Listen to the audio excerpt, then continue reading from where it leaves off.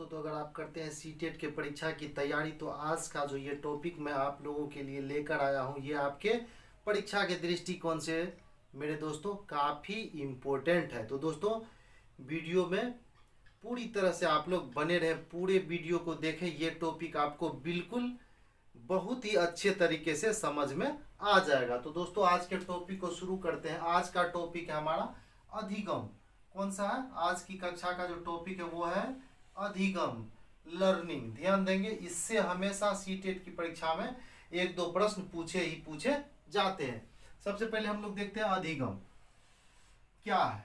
परिस्थिति के अनुसार, ध्यान देंगे, परिस्थिति के अनुसार अपने व्यवहार में परिवर्तन, परिस्थिति के अनुसार अपने व्यवहार में परिवर्तन लाना ही सीखना कहलाता। दोस्तों अधिगम और सीखना दोनों एक ही बात है। परिस्थिति के अनुसार, किसके अनुसार? परिस्थिति के अनुसार अपने व्यवहार में परिवर्तन, परिस्थिति के अनुसार अपने व्यवहार में परिवर्तन लाना ही सीखना कहलाता है।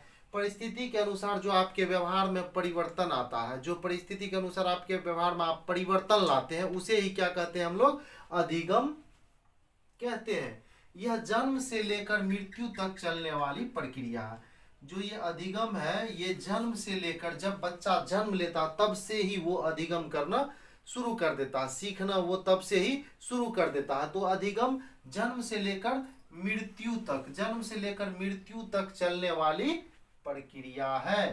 ठीक है, अधिगम जन्म से लेकर कब तक चलने वाली प्रक्रिया है? मृत्यु तक चलने वाली प्रक्रिया है। यहाँ देखिए अधिगम जो है, अधिगम क्या है? अधिगम एक जटिल प्रक्रिया है। कौन सी प्रक्रिया है? एक जटिल प्रक्रिया है। क्यों है जटिल प्रक्रिया? जैसे आप कुछ सीखते हैं तो आसानी से तो सीख नहीं जाते हैं, उसमें आपको दिमाग भी लगाना पड़ता है, दिमागी मेहनत करना पड़ता है, उसको जो है दिमाग में रखना होता है, उसको अपने व्यवहार में ढालना होता है। तो आसानी से तो सीख पाते नहीं है, तो इसलिए इसे कहा गया है यह एक क्या है? जटिल प्रक्रिया है। तो मेरे दोस्तों अधिगम क्या है? एक जटिल प्रक्रिया है। आगे देखेंगे, सीखना अनुकूलन की प्रक्रिया है। सीखना क्या है? वो अनुकूलन की प्रक्रिया है। सीखना को क्या कह सकते हैं हम लोग? अनुकूलन की प्रक्रिया। सीखना क्या है? अनुकूलन की प्रक्रिया। सीखना सार्वभौमिक है। ध्यान देंगे, सीखना क्या है? सार्वभौमिक है। सीखना क्या है? सार्वभौमिक प्रक्रिया है। सीखना क्या है? सार्वभौमिक प्रक्रिया है। यहाँ देखेंगे, सीखना व्यवहार में परिवर्तन है। सीखना क्या है? व्यवहार में परिवर्तन है। व्यवहार में परिवर्तन से तात्पर्य है मेरे दोस्तों, जब आप लोग सीखते हैं, कोई भी चीज सीखते हैं, जैसे आपको नैतिक शिक्षा दिया जाता है या कोई टीचर पढ़ाते हैं आपको, तो पढ़ाते हैं तो आपके व्यवहार में ऑटोमेटिकली क्या होगा? परिवर्तन होगा। जिस चीज को आप सीखेंगे उसको अपने जीवन में ढालने का प्रयास करेंगे। जिस चीज को आप सीखेंगे उसको आप जीवन में ढालने का प्रयास करेंगे और आपके व्यवहार में अस्थाई परिवर्तन हो जाएगा। आपके व्यवहार में क्या हो जाएगा? अस्थाई परिवर्तन हो जाएगा। इसे ही क्या कहते हैं? सीखना क्या है? सीखना क्या है? व्यवहार में परिवर्तन है। सीखना क्या है? व्यवहार में परिवर्तन है। सार्वभौमिक का मतलब, सार्वभौमिक प्रक्रिया मतलब अस्थाई प्रक्रिया। सीखना क्या है? अस्थाई प्रक्रिया है। सीखना जो वो क्या है? अस्थाई प्रक्रिया, और ये व्यवहार में परिवर्तन है। सीखना मानसिक प्रक्रिया है। सीखना क्या? मानसिक प्रक्रिया, क्योंकि जब भी आप किसी चीज को सीखते हैं तो उसमें क्या होता है? दिमागी कसरत होता है। आप अपने दिमाग का उपयोग करके ही सीखते हैं, इसलिए क्या कहा जाता है? सीखना जो है वो क्या है? एक मानसिक प्रक्रिया है। जैसे आप अभी पढ़ रहे हैं तो आप क्या कर रहे हैं? सीख रहे हैं। आप क्या कर रहे हैं? सीख रहे हैं। मैं आपको सिखा रहा हूं, तो ये क्या है? एक मानसिक प्रक्रिया है। इसमें आपका दिमाग का यूज होता है, तो इसलिए कहा जाता है कि सीखना क्या है? एक मानसिक प्रक्रिया है। और यहाँ देखिए, सीखना जो है, अधिगम जो वो सक्रिय सहभागिता है। सीखना क्या है? सक्रिय सहभागिता है। यानी आप जब तक सक्रिय नहीं रहेंगे, पूरा एक्टिव नहीं रहेंगे, तब तक आप सीख नहीं पाएंगे। आप अपने दिमाग को जब तक एक्टिव करके नहीं रखेंगे, आपको कोई भी शिक्षक कितना भी आपको पढ़ा देगा, आप बिल्कुल ही सीख नहीं पाएंगे। तो मेरे दोस्तों सीखना क्या है? एक एक्टिव प्रक्रिया है, यानी सक्रिय सहभागिता। आपको सक्रिय रहना पड़ेगा, आपको एक्टिवनेस दिखाना होगा, तभी आप किसी चीज को सीख पाएंगे। तो हम कह सकते हैं सीखना क्या है, एक सक्रिय सहभागिता है। सहभागिता मतलब सिखाने वाला भी सक्रिय होना चाहिए और सीखने वाला भी सक्रिय होना चाहिए, तभी सीखने की प्रक्रिया जो है वो क्या हो पाएगी, पूर्ण हो पाएगी। तो कह सकते हैं सीखना क्या है मेरे दोस्तों, सक्रिय सहभागिता है। आगे देखेंगे, सीखना प्रक्रिया है। सीखना क्या है, प्रक्रिया है, प्रक्रिया का परिणाम नहीं है। सीखना क्या है, एक प्रक्रिया, यानी क्या है, सीखना जो एक विधि है, जो तरीका है, उसको क्या कहते हैं, सीखना कहते हैं, ना कि इसका परिणाम। सीखना क्या है, एक प्रक्रिया है, ठीक है, ना कि प्रक्रिया का परिणाम। तो सीखना एक प्रक्रिया है, प्रक्रिया का परिणाम नहीं। सीखना सतत प्रक्रिया, मतलब ये हमेशा, ध्यान देंगे काफी इंपॉर्टेंट है, सीखना जो है सतत प्रक्रिया है, यानी ये क्या हमेशा चलते रहता है। यानी व्यक्ति जीवन भर, जब से वो जन्म लेता है तब से लेकर जीवन भर कुछ ना कुछ सीखता ही रहता है, ये निरंतर चलते रहता है। इसलिए कहा गया सीखना क्या है, एक सतत प्रक्रिया है। ध्यान देंगे, सीखना क्या है, एक सतत प्रक्रिया जो जन्म से लेकर मृत्यु तक चलते रहता है। तो सीखना क्या है, सतत प्रक्रिया जो जन्म से लेकर कब तक चलते रहता है, मृत्यु तक चलते रहता है। आगे देखेंगे, किसी प्रकार का सीखना, किसी प्रकार का सीखना उद्देश्य युक्त होता है। आप जो कुछ भी सीखते हैं, आप जो कुछ भी सीखते हैं उसके पीछे आपका कुछ ना कुछ उद्देश्य रहता है। जैसे आप अभी सीख रहे हैं, पढ़ रहे हैं, आप सीडीपी सीख रहे हैं, सीडीपी सीख रहे हैं, तो आपका कहीं ना कहीं इसमें एक उद्देश्य छुपा हुआ है कि आपको सीटेट की परीक्षा को क्वालिफाई करना है और आपको शिक्षक बनना है। अगर आप अभी जो सीख रहे हैं, सीडीपी को सीख रहे हैं, तो आपके व्यवहार में परिवर्तन होना शुरू हो चुका है। आप जब बारीक से सीडीपी को पढ़ लेंगे, बाल विकास को पढ़ लेंगे, तो आपका जो अपना जो है व्यवहार बच्चों के प्रति, अभी जो है, अभी जो आपका व्यवहार बच्चों के प्रति है, जो स्थान आपका आपके जीवन में बच्चों का अभी है, वो सीखने के बाद क्या हो जाएगा, बदल जाएगा। आप उसको बिल्कुल अहम मानने लगेंगे और अपने से ज़्यादा तरजीह आप किसको देने लगेंगे, बच्चे को देने लगेंगे। और आप अगर सीडीपी को पूरे अच्छे तरीके से पढ़ लेते तो आपको बच्चे के ऊपर मेरे दोस्तों कभी गुस्सा नहीं आएगा। जब भी आप बच्चे को देखेंगे, आपको बच्चे के ऊपर अपने आप आपके तरफ से प्यार बरसना शुरू हो जाएगा। तो यही है मेरे दोस्तों बाल विकास। तो क्या होता है, सीखना जो वो उद्देश्य युक्त होता है, ठीक है। तो अभी जो आप सीख रहे हैं उसके पीछे भी कुछ ना कुछ आपका उद्देश्य छुपा हुआ, साथ ही लक्ष्य निर्देशित है। लक्ष्य निर्देशित सीखना जो है क्यों सीखा जाता है, तो कुछ ना कुछ लक्ष्य की प्राप्ति करने के लिए ही हम लोग सीखते हैं, ठीक है। तो पढ़ना भी क्या है, एक लक्ष्य निर्देशित है। पढ़ना भी क्या है, एक लक्ष्य निर्देशित है, यानी सीखना क्या है, लक्ष्य निर्देशित होता है। अब देखिए यहाँ एक पॉइंट है, थकान, बीमारी, थकान, बीमारी तथा उत्तेजक पदार्थों के सेवन से होने वाले परिवर्तन सीखना नहीं है। थकान, बीमारी, थकान, बीमारी, इन सब चीज से जब आपके जीवन में परिवर्तन हो जाता है, आपके व्यवहार में परिवर्तन हो जाता, तो वो मेरे दोस्तों सीखना नहीं है। जैसा कि पहले मैंने बताया कि व्यवहार में परिवर्तन, यहाँ देखिए लिखा हुआ है, व्यवहार में परिवर्तन लाना ही सीखना है। व्यवहार में परिवर्तन लाना ही सीखना है, लेकिन कब, यहाँ देखिए कब, थकान बीमारी से, थकान बीमारी या उत्तेजक पदार्थ के सेवन से अगर किसी के व्यवहार में परिवर्तन हो जाता है तो मेरे दोस्तों वो सीखना नहीं है, उसको सीखने से अलग रखा गया है। आगे देखिए, स्कूल में अधिगम, ध्यान देंगे, स्कूल में यानी विद्यालय में अधिगम सीखना, ठीक है, सीखने में परिवेश से सहभागिता द्वारा, परिवेश जो वातावरण है, वातावरण से सहभागिता, वातावरण के साथ सक्रिय सहभागिता द्वारा कौशलों, सक्रिय सहभागिता द्वारा कौशलों और ज्ञान अर्जन पर अधिक बल दिया जाना चाहिए। यानी सक्रिय परिवेश के साथ सक्रिय सहभागिता, बच्चे को सक्रिय सहभागिता, एक दूसरे के साथ तालमेल बैठाकर, जो आपके साथ में पढ़ने वाले सहपाठी आपके हैं उनके साथ सहभागिता स्थापित करके सिखाया जाना चाहिए। उनके साथ सहभागिता स्थापित करके सिखाया जाना चाहिए, उसको भी करने दिया जाना चाहिए। ठीक है, जो बच्चा जो करना चाहता, बच्चे का जो विचार है उसे भी सीखने की प्रक्रिया में शामिल करना चाहिए मेरे दोस्तों, तभी जो है सीखने की जो प्रक्रिया है वो पूर्ण हो पाएगी।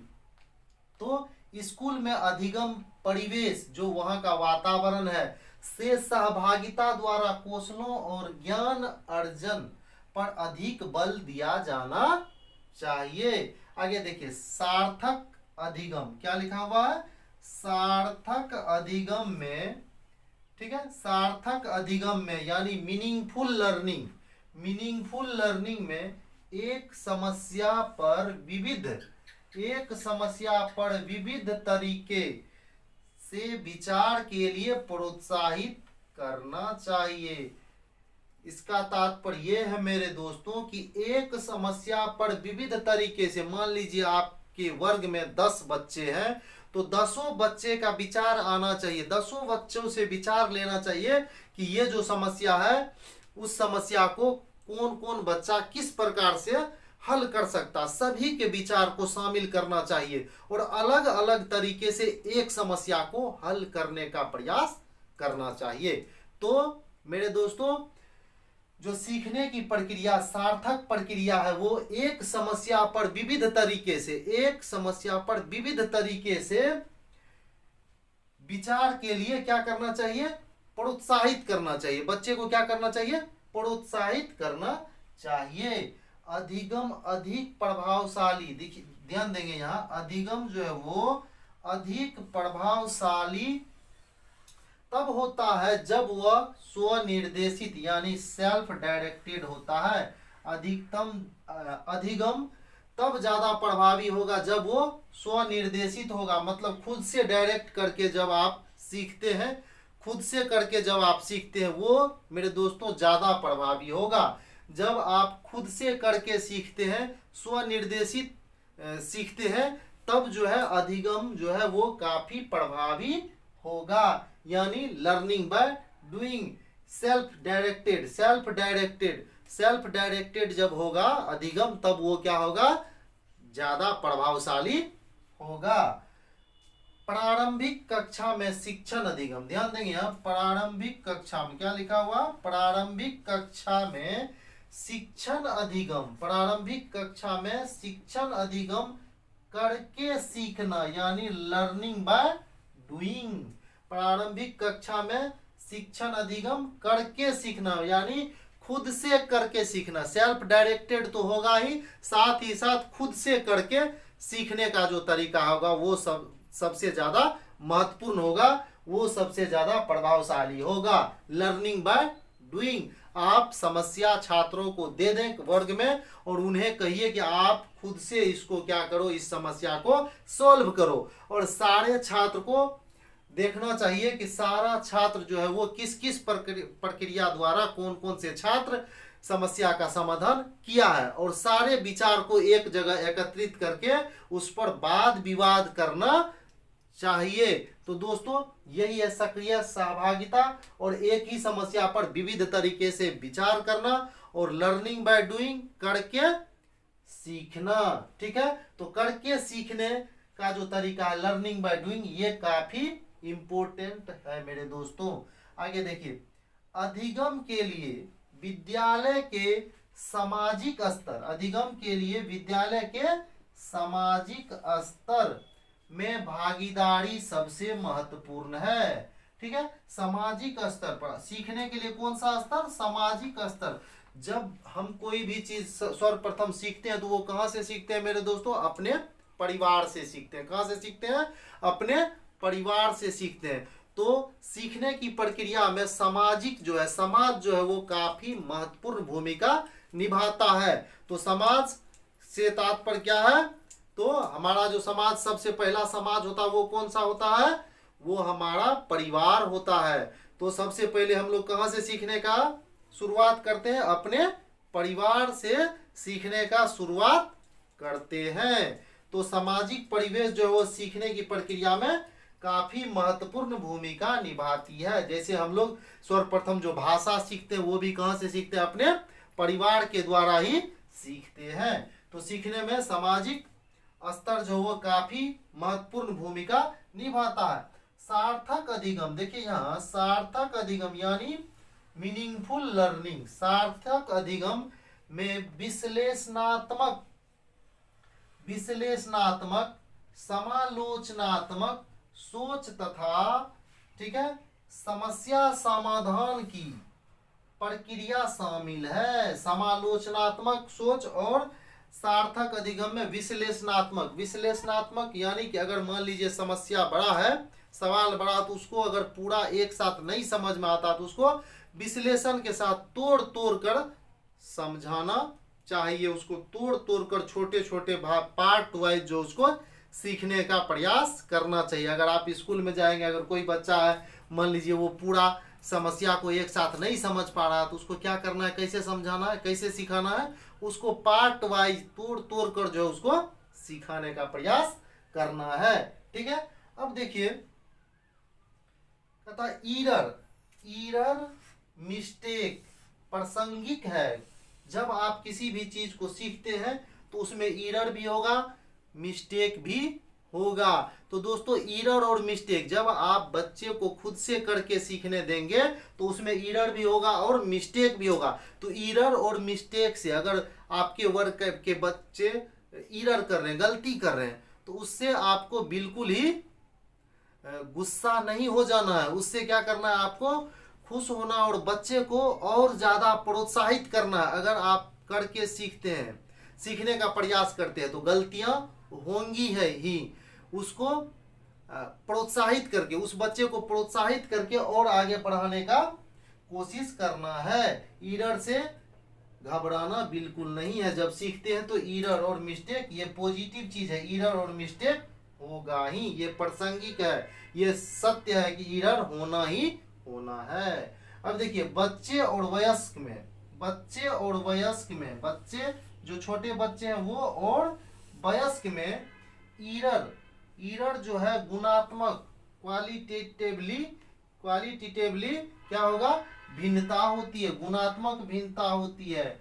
बच्चे में ईरर, ठीक है, ईरर में जो है बच्चे और वयस्क में जो ईरर होगा, ठीक है, वो चिंतन में क्या होगा, ईरर चिंतन में क्या होगा, गुणात्मक भिन्नता होगा, गुणात्मक रूप से वो भिन्न होगा। बच्चा जो ईरर करेगा, वो गलती करेगा, वो छोटा छोटा गलती करेगा, छोटा बड़ा गलती करेगा, लेकिन वयस्क जो है वो थोड़ा थोड़ा गलती करेगा। तो ये गुणात्मक रूप से भिन्न होता है। बच्चे और वयस्क में ईरर करने की प्रक्रिया जो है वो गुणात्मक रूप से भिन्न होती है। तो दोस्तों आज हम लोग पढ़ रहे थे अधिगम लर्निंग। ठीक है, तो सीखने का जो सबसे बढ़िया तरीका है वो कौन सा है मेरे दोस्तों, learning by doing, self directed और लर्निंग बाय डूइंग, और विश्लेषणात्मक, समालोचनात्मक, इस तरह से।